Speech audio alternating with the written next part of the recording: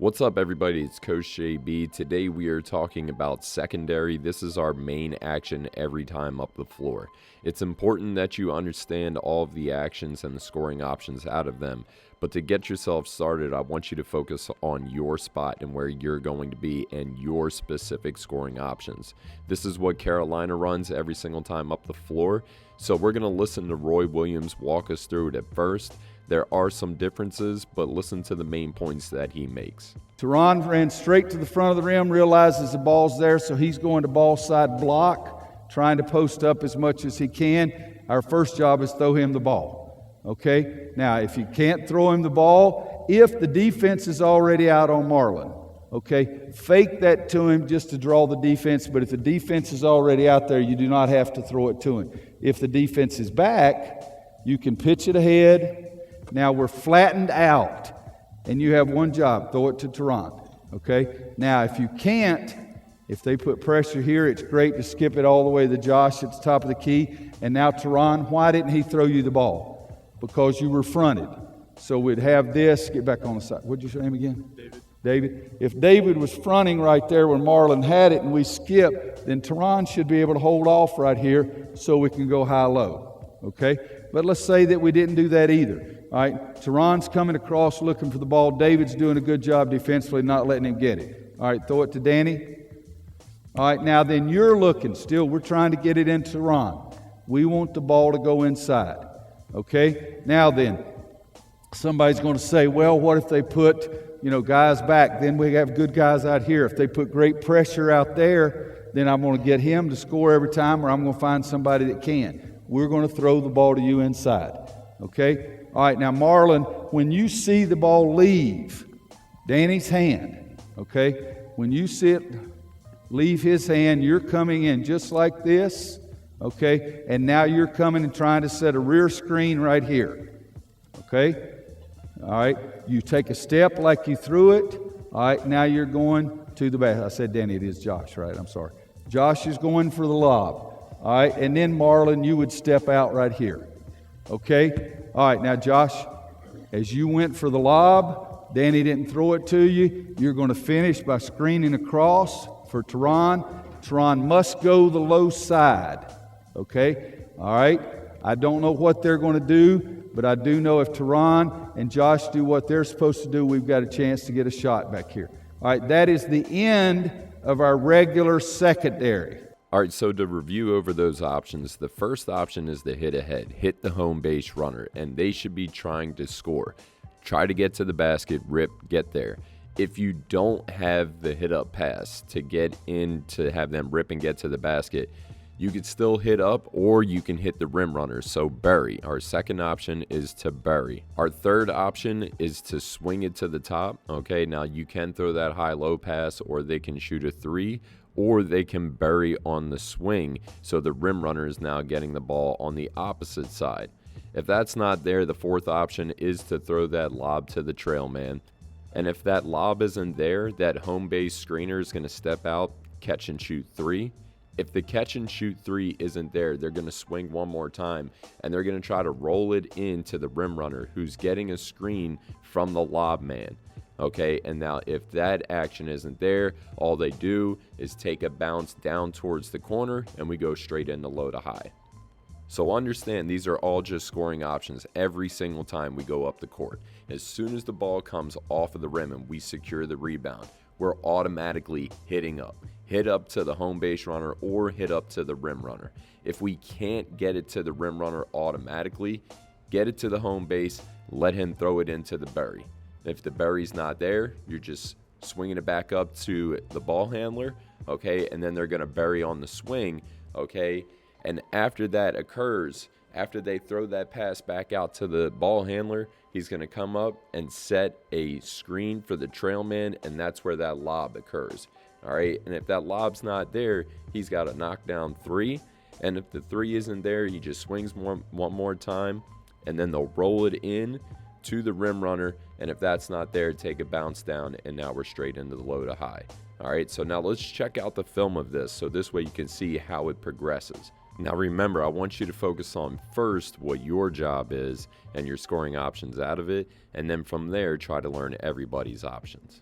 So first things first, we're always trying to hit up to the home base runner. We're trying to score in transition early, so this way the defense can't set up in whatever it is that they want to set up in, whether that's a zone or if they're trying to press, we're up the floor beating them there before they can get there. And remember, we run 5 rounds all the time, so there's not very many teams that can run with us. And I do want you to pay attention if you're a rim runner. Right here's that Gortat screen. If you beat them up there and they get the ball, then go ahead and screen for them. And again, these are all just scoring options for the hit up or the home base runner. If you have a catch and shoot 3, go ahead and knock it down. We have guys who are chasing the glass, so this way you can feel comfortable shooting that shot. Next up, we have our rim run. Let's listen to Jay Billis talk about it. This big guy down runs right underneath the rim. That puts a ton of pressure on your transition defense to get back, and it also flattens out your defense. And then the second big, the trail big, is really dangerous, not just for a reversal, but you get the ball. So again, our second option is to hit that big running up the floor. Hit that rim runner. He's going to run that floor as hard as he can. If you can rim run, rim runners, pay attention to this. If you can rim run every single time, you can easily average 10 points per game with ease. Just run up the floor, beat everybody there, seal them off, and you'll get easy baskets every single time. And think about it this way, even if it's not an easy basket for you, you're at least going to get fouled. Or if we could throw it into the rim runner, we'll be able to throw it back out for 3. All right, so again, just rim run, beat everybody up the floor. Pay attention to Carolina's bigs. They are sprinting the floor, and they're beating everybody up to the rim every single time, whether that's off of a rebound or a made shot. They're sprinting up the floor directly to the rim, and then they're dunking it afterwards. This is what we want you guys to do. We want you to run up the floor, beat everybody there. If you can hit straight from the ball handler to the rim runner, then go ahead and do it. If you have to hit to home base first and then hit the rim runner, do that. But all things considered, we want to make sure that we're hitting the rim runner every single time up the floor.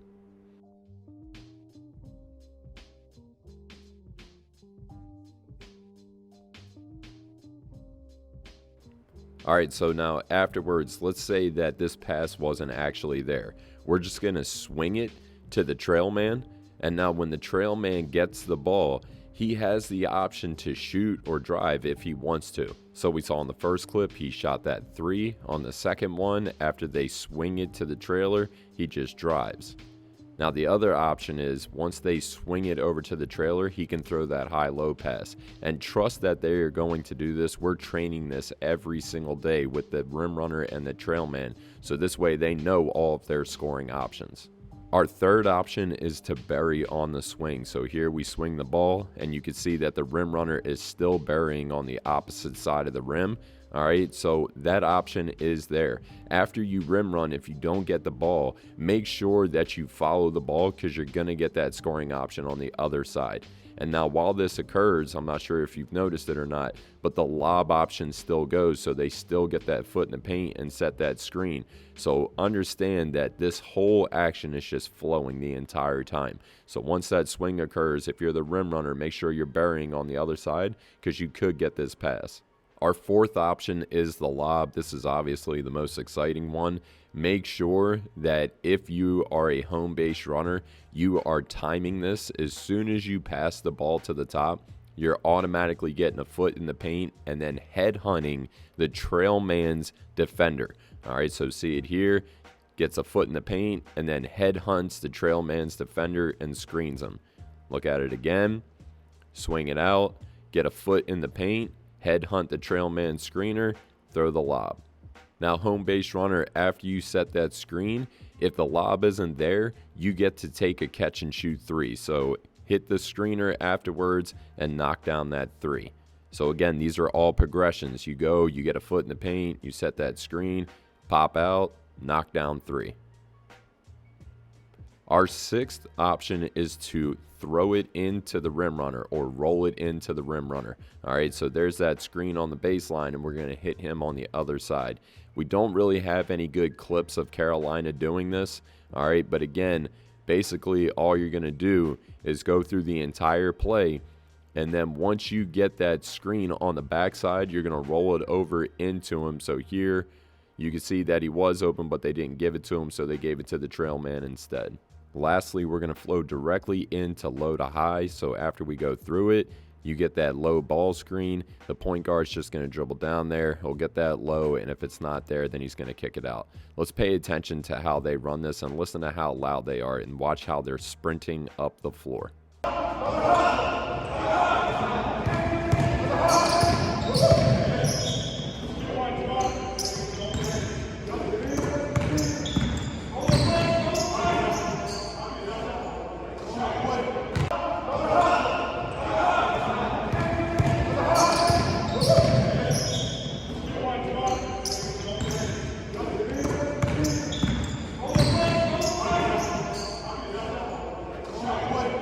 All right, so to sum it all up, just a reminder, our first option is always to hit up to the home base runner or the rim runner. Okay, if those options aren't there, hit the home base runner so this way they can hit the rim runner as they bury their defender in transition.